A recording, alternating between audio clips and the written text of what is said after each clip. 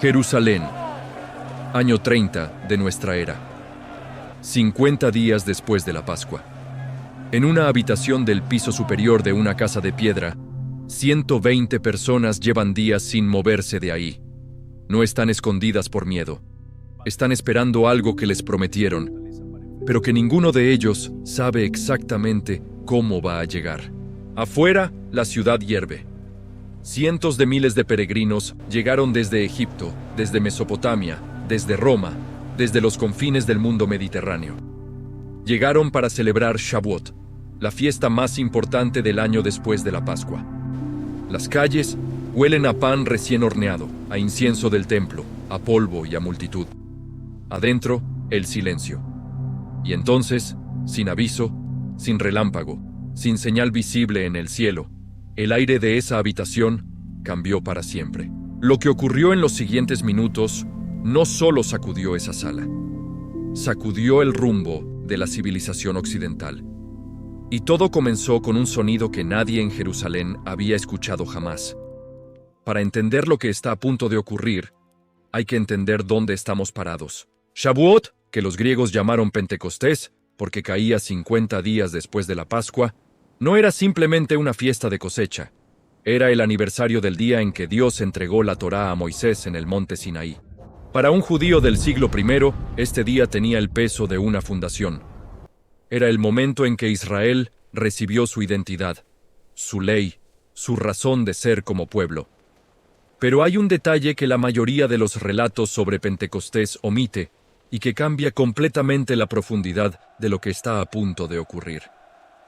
En la tradición rabínica, recogida en el Talmud y en textos midrásicos anteriores al siglo I, existía una enseñanza sobre lo que pasó en el Sinaí cuando Dios habló. Decían los rabinos que la voz de Dios en el Sinaí no llegó en un solo idioma. Llegó dividida en 70 lenguas, una por cada nación de la tierra, para que ningún pueblo pudiera decir que la palabra no era para él. 70 lenguas en el Sinaí.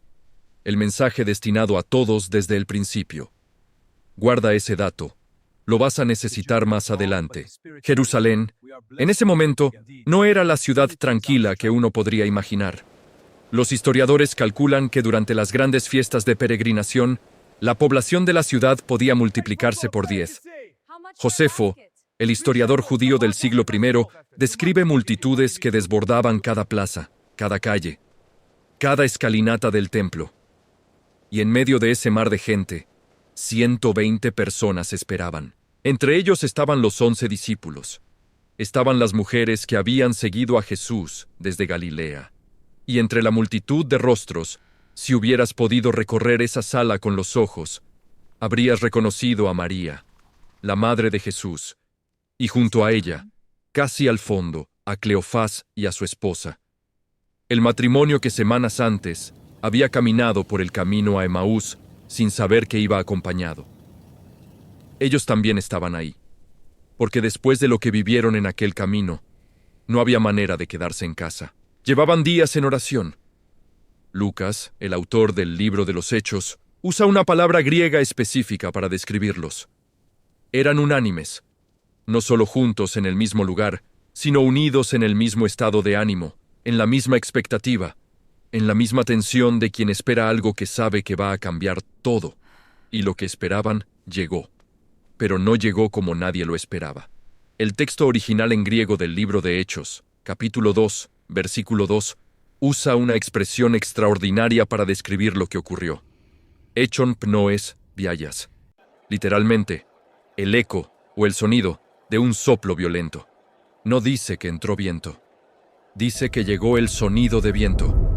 Como si el aire hubiera comenzado a vibrar antes de que nada físico se moviera. Como si el sonido fuera delante, abriendo camino. Ese sonido llenó toda la casa. Imagina estar ahí. Llevas días en ayuno y oración. Tu cuerpo está cansado, tu mente está afilada por la espera. La ciudad afuera zumba con el ruido de cientos de miles de peregrinos. Y de repente, algo cambia en el aire. No es una brisa. Es una presencia sonora que no tiene fuente visible, que no viene de ninguna ventana, que no se explica por ninguna corriente natural. Es un sonido que llena el espacio como el agua llena un recipiente, desde abajo hacia arriba, desde las paredes hacia el centro. Y entonces vino lo segundo. Lenguas, como de fuego, que se dividían y se posaban sobre cada uno de ellos.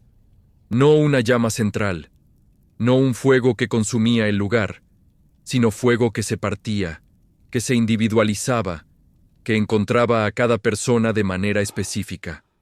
Imagina mirar a tu izquierda y ver sobre la cabeza de la persona que llevas años conociendo algo que parece una llama viva, que brilla sin quemar, que no produce humo, que no consume nada, pero que irradia un calor que no es físico, sino que se siente adentro, en el pecho, como cuando una verdad que llevas tiempo buscando de repente encaja. 120 llamas para 120 personas. El texto insiste en ese detalle porque cambia todo. Esto no le pasó al grupo, le pasó a cada uno, uno por uno. Y entonces hablaron. Y lo que salió de sus bocas era algo que ninguno de ellos había aprendido. Aquí es donde muchas personas se confunden, y vale la pena ser precisos porque el texto no deja lugar a interpretaciones ambiguas. Lo que ocurrió en Pentecostés tiene un nombre técnico en los estudios bíblicos e históricos: xenolalia. Del griego xenos, extranjero, y lalia, habla. Hablar en un idioma humano real y conocido que el hablante nunca aprendió. Eso es lo que Lucas describe. No es glosolalia, que es el término para sonidos o sílabas de origen incierto que requieren interpretación y que aparecen en otros contextos del Nuevo Testamento. Sea cual sea tu postura teológica sobre lo que ocurre en las iglesias hoy, lo que el texto de Hechos 2 describe ese día en Jerusalén es específico. Los peregrinos escuchaban a los galileos hablar en sus propios idiomas natales. El versículo 6 dice que cada uno los oía hablar en su propia lengua. El versículo 8 pregunta: ¿cómo les oímos cada uno en nuestra propia lengua en la que nacimos? El texto no da espacio a la ambigüedad. Son idiomas, son humanos, son reconocibles. Y Lucas enumera quiénes los reconocían: partos, medos, elamitas, habitantes de Mesopotamia, de Judea, de Capadocia, del Ponto, de Asia, de Frigia, de Panfilia, de Egipto, de Libia, visitantes de Roma, cretenses y árabes. 15 regiones distintas, 15 idiomas o dialectos diferentes, escuchados simultáneamente. Ahora recuerda lo que los rabinos enseñaban sobre el Sinaí. La voz de Dios que se dividió en 70 lenguas para que ningún pueblo quedara excluido. Lo que ocurrió en Pentecostés no fue una anomalía en la historia de Israel. Fue su cumplimiento más radical. El Sinaí había hablado a todas las naciones en potencia. Pentecostés lo hizo en acto, en tiempo real, en las calles de Jerusalén, frente a testigos de carne y hueso que podían verificarlo en su propio oído. La reacción de la multitud fue exactamente la que cabría esperar: confusión total. Algunos quedaron atónitos. Otros, los que siempre hay, dijeron que estaban borrachos. Pero hay algo más profundo en este momento que la sorpresa lingüística. Siglos antes, en el libro del Génesis, en una llanura de Babilonia, la humanidad habló un solo idioma y lo usó para construir una torre hasta el cielo. Dios confundió sus lenguas y los dispersó. El mundo quedó dividido por el lenguaje. Las fronteras entre los pueblos no son solo geográficas ni políticas, son también sonoras. Somos extranjeros unos de otros, en parte, porque no nos entendemos. Lo que ocurrió en Pentecostés fue la inversión exacta de ese momento. No la unificación forzada de un solo idioma, sino algo más poderoso. El mismo mensaje resonando en todos los idiomas al mismo tiempo. No uniformidad. Unidad en la diversidad. Y en medio de esa confusión estruendosa, un hombre se puso de pie. Y aquí te hago una pausa. Xenolalia, glosolalia, idiomas conocidos, lenguas de oración. Este es uno de los temas más debatidos dentro del mundo cristiano hoy. ¿Qué piensas tú? ¿Crees que lo que ocurrió ese día en Jerusalén sigue ocurriendo hoy? ¿O fue un evento único e irrepetible? Escríbelo abajo. Me interesa saber qué piensa quien llegó hasta aquí. Semanas antes, este mismo hombre había estado sentado junto a una fogata en el patio de la casa del sumo sacerdote, temblando, negando 3 veces conocer al hombre que estaba siendo juzgado adentro. Ahora, Pedro estaba de pie frente a miles de personas. Y hay algo que el texto no dice, pero que cualquier persona de Jerusalén ese día habría notado de inmediato: el acento. Pedro era galileo, y el acento galileo en el siglo I era en Judea, lo que en cualquier cultura es el acento del que viene de afuera, del pueblo, del que no estudió en las escuelas correctas ni se movió en los círculos correctos. Los maestros de la ley en Jerusalén tenían formación, dicción, autoridad retórica.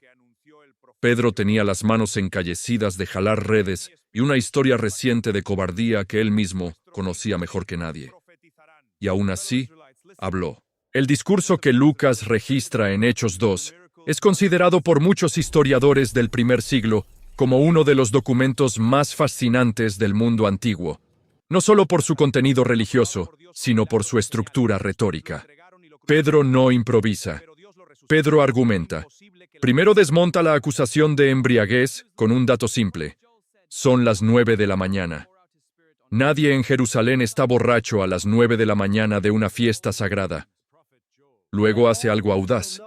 Cita el libro del profeta Joel, escrito siglos antes, que habla de un día en que el Espíritu de Dios sería derramado sobre toda carne, hijos e hijas profetizarían, los jóvenes verían visiones, los ancianos soñarían sueños.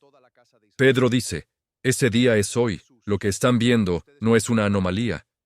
Es el cumplimiento de una promesa que su propia tradición lleva siglos guardando. Entonces, hace la afirmación central. Jesús de Nazaret, al que crucificaron hace 50 días en esa misma ciudad, resucitó. Y cita el Salmo 16 de David para argumentar que el propio rey David había anticipado este momento sin poder referirlo a sí mismo, porque la tumba de David estaba ahí, en Jerusalén, y todos lo sabían. El efecto fue fulminante.